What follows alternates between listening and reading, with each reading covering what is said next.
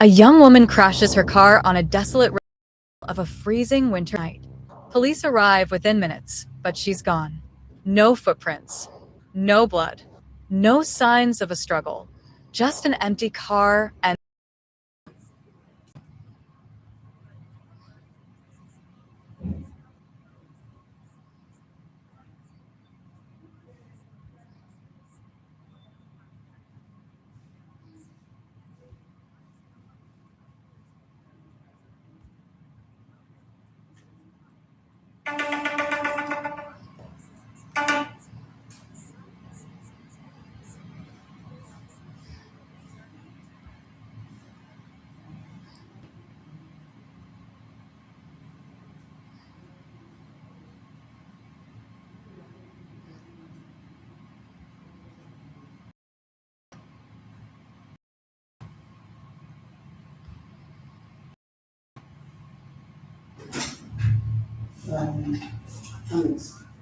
Alex, let's just say you're only on I know. Susu.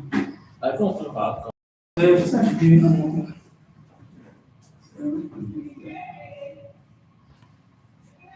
Huh?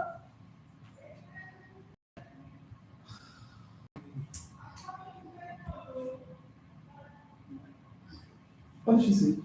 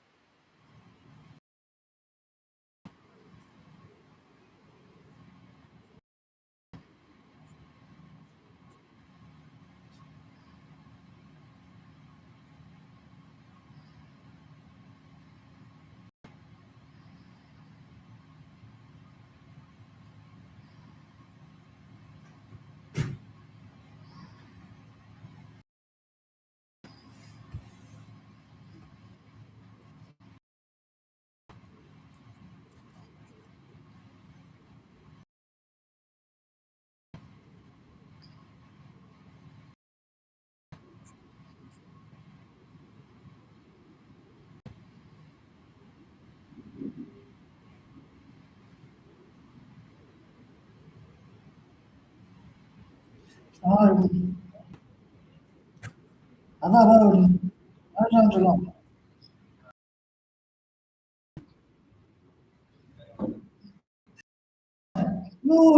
no, only should do. Majority calling me before me. Je vais more going para aí. Never should I know. I did you open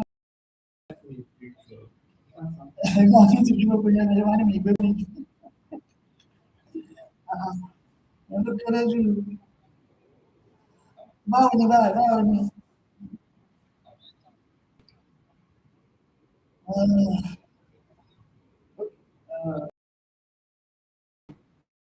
professional. Bajadi. Ele não se já não. O Chile poder estar boa. Não need uma de isso. Mas o que eu falar de falar. Se não vai lá, não vai me ver né? Se eu gosto de ver como ela é que zende. bí àtàfà ìlú pè mí lánàá lọ́ọ̀lẹ̀ tí wọ́n wá ní bẹ́ẹ̀dẹ̀ kan ìṣẹ̀lẹ̀ olórúkọ yìí òun náà wọ́n ní wọ́n máa ń ṣe bẹ́ẹ̀dẹ̀ lánàá ló pè mí so ọdún ẹni mo wà tú àtàwọn òun náà wà bẹ́ẹ̀ náà wà bẹ́ẹ̀ ọdún ẹni náà so ibẹ̀ ni mo wà tú àtàwọn ó yà fún mi gan ó ṣe pè mí lọ́ọ̀lẹ́ àná mi mi ò ní sábẹ́ sábà ní kọ́lá ọmọ ọdún rẹ̀ àbúrò àdékọ́lá máa ń gbà wọ́n ẹni ti pè é ọ̀fún mi kò sí bájú rẹ̀ nílẹ̀ ó fi dàárọ̀ ẹ̀kan tó tó ní iṣẹ́ ọgbọ́n ẹni kọ́ ẹni ìbò ní ẹ̀pẹ́ àwọn ìpàdé tó yẹ ti pọ̀ látàlẹ́ àná ẹ̀rọ ló ṣẹlẹ̀ ní àbúrò àdékọ́lá ìjọba bí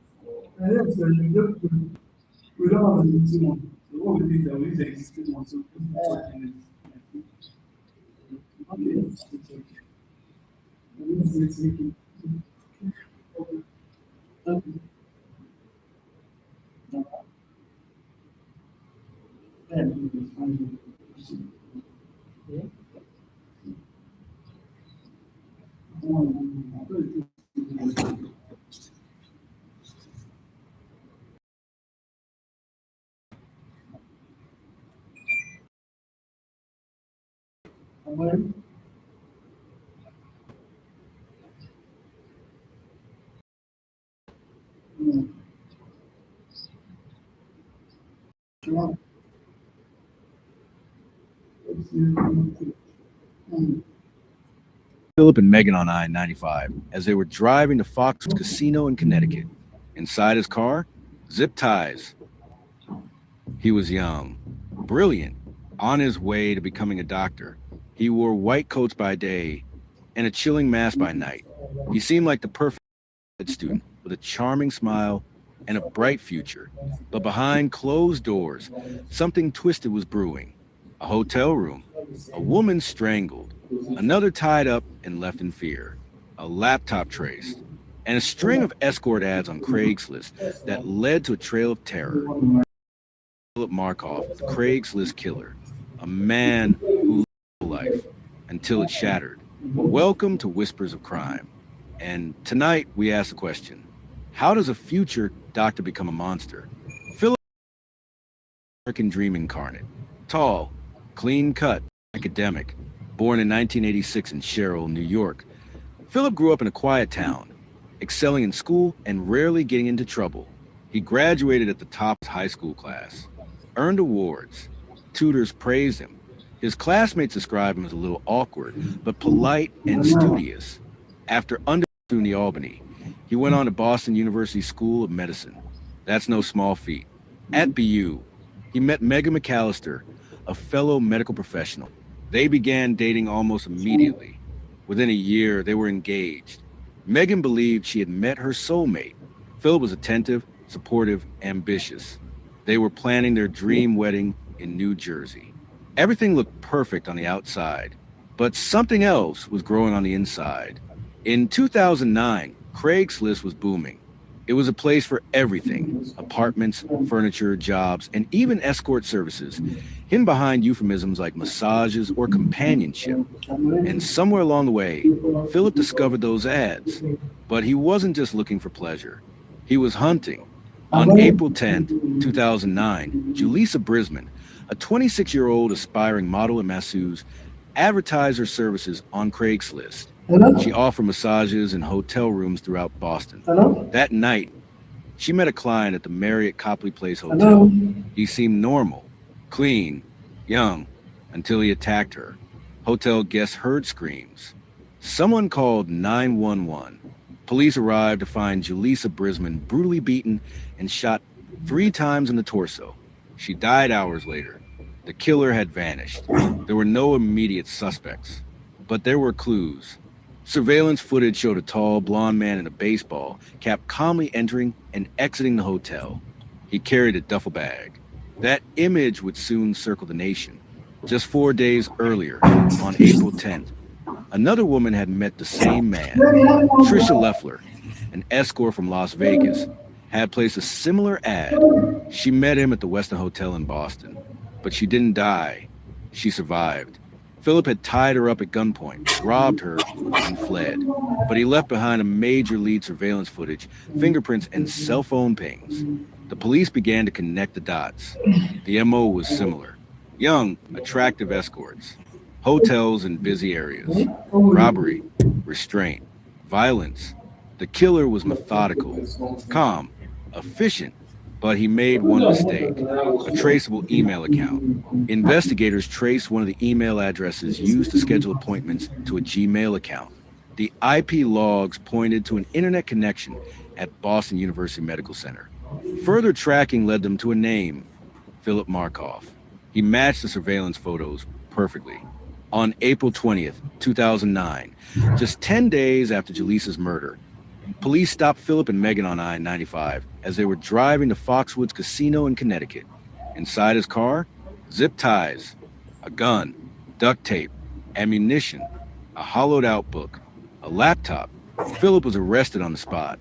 Megan was in total shock. She refused to believe the man she loved could be behind such crimes.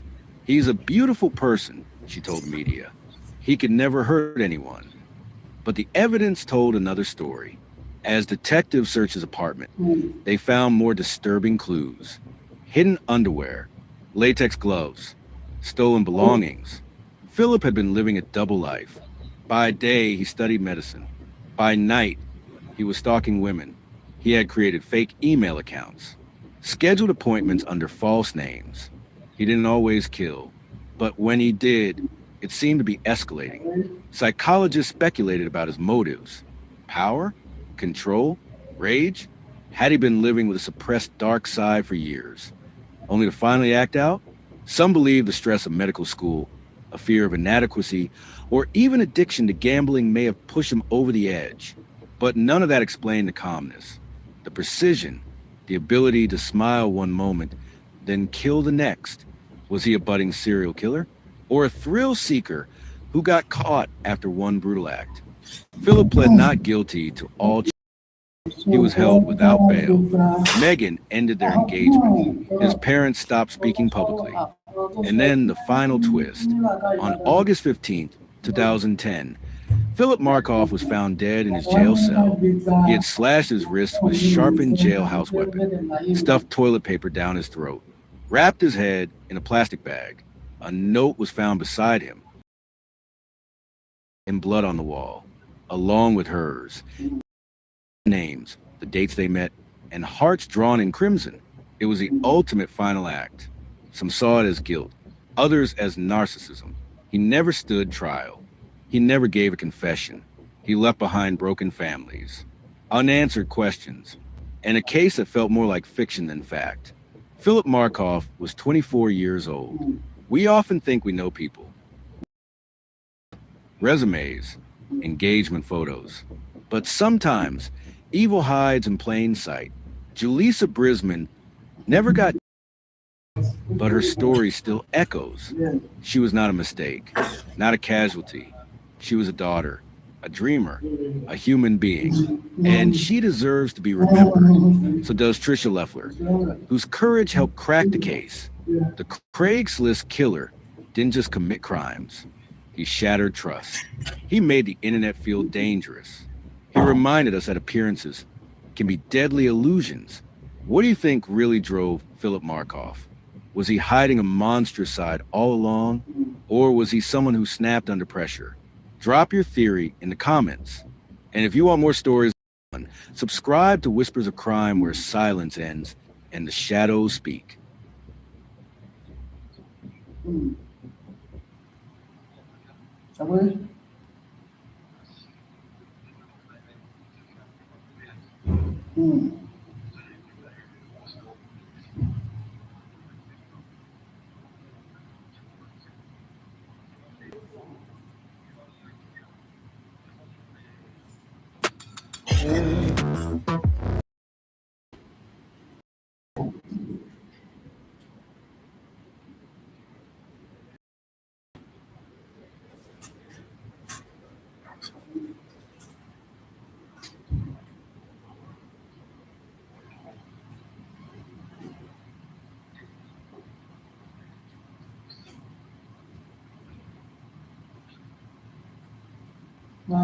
wà pẹ̀lú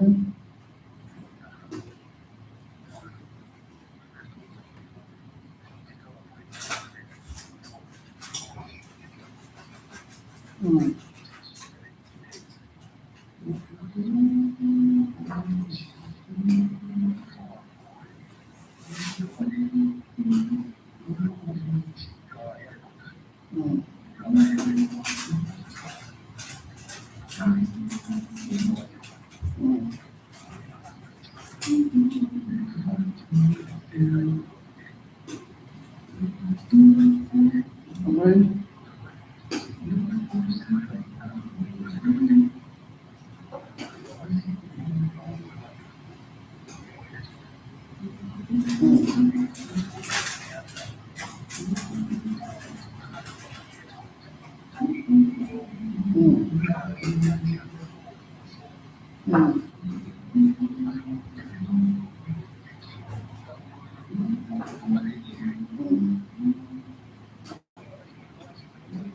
sọ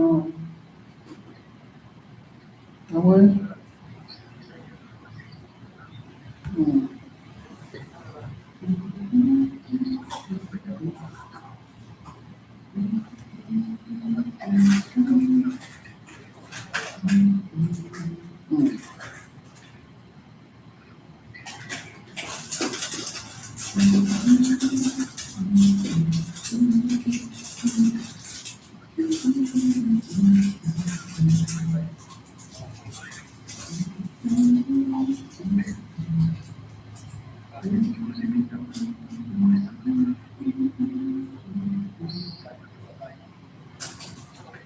ọ̀rẹ́